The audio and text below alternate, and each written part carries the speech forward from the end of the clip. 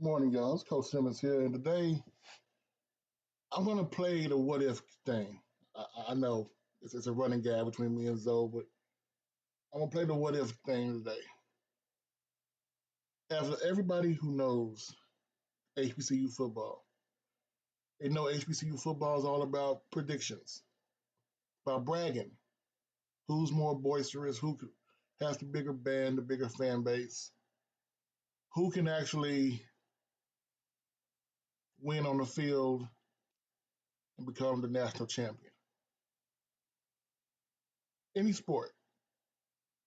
Hell, academics, classrooms, same thing. Who has the biggest endowment? Who has the biggest alumni base giving back? Who has the most um, presidential scholars? Stuff like that. Well, we know FAMU brags different. We know Jackson has not won the Black National Championship, even with Coach Prime. But looking at the SWAC right now, looking at the SWAC right now, it's a mess. I mean, let's be honest. The most senior coach is Cornell Maynard, who just lost to Jackson State last year with a rookie coach. So yeah, you're gonna have the Alabama State and stuff like that, but what if Jackson State actually backs up everything they've been saying? That's the part we're not looking at. We're looking at roasting them for losing with Dion, roasting them for losing all the players who did from the transfer portal who are now back in the portal. They roast the city, they roast the state, but they don't think about what actually will happen if Jackson State actually backs it up.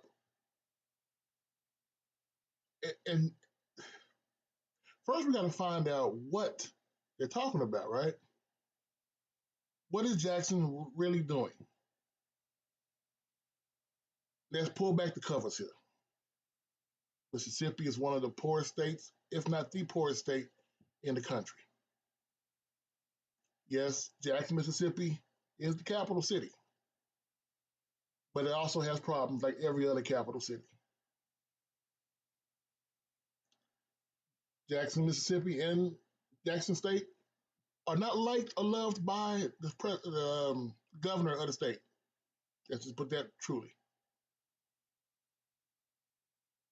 But as we've seen, when Jackson State is winning, that brings light to the problems in the city and the state, more so than Ole Miss or Mississippi State and Southern Miss. Reason why? Because they're in the capital, and people got to come to the capital to watch this winning team. So by having a team that's actually dominant and on TV, that will actually help the city of Jackson because you'll have more news outlets coming. It's like the story of when Donald Trump went to India.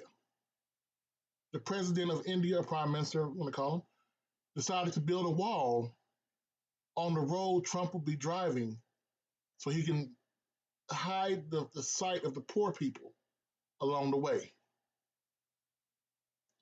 When you bring in ESPNs, the Fox Sports, the CBS, the ABCs, you got to hide the problems. But you can't hide the city, which forces the city and the state to do something about it. And what else, if we just get off of the political part, what else has Jackson, Mississippi and Jackson State been so adamant about? Facility upgrades, right? We know the city decided to, hey, we approve a stadium. And that was pretty much it. But once again, you bring eyes to a problem. You're going to have that problem at least brought up a lot, which means the stadium they have currently, which I figured out Ole Miss wants, they want to build a stadium on campus. Will Jackson get help? Will they get a benefactor? What happens if Jackson actually does get a stadium on campus? Let's say 35 to 45,000 fans. Still more than uh, anybody in the FCS besides Yale. But 35 to 45,000 fans literally on campus. That will raise the retail value, raise the property value around the campus, around the stadium. Bring businesses in. It will re-gentrify. Not gentrify, but re-gentrify. Which basically means the city or the place around there be an attraction for HBCU grads and Jackson State grads to come in and start new businesses. It will increase the quote unquote pay rate. It will bring an affluent black class back to Jackson.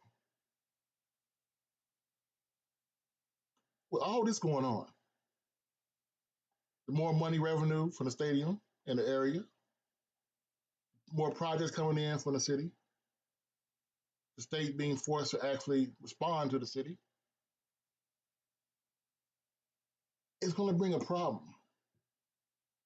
If Jackson State actually backs up everything they're saying, it's going to bring a problem for the SWAC. Let's not pretend all these schools magically were around when the SWAC first started. The only one in the conference still here is Prairie View A&M. Every other team just showed up. I know people are going to hate and say, well, I'm tired of hearing about people leaving conferences. But if you can make a team in this era of social media, this era of football, as dominant as Jackson's trying to be, if they can be on the level of Southern University in the 90s, hell, on the level of Jackson State in the 80s, get 4 first-round draft picks. If they can do that, and the SWAC has not made a step up, it wouldn't be them leaving the SWAC. Like St. Thomas, they may be forced out because no one else can keep up. Think about it. I'm out.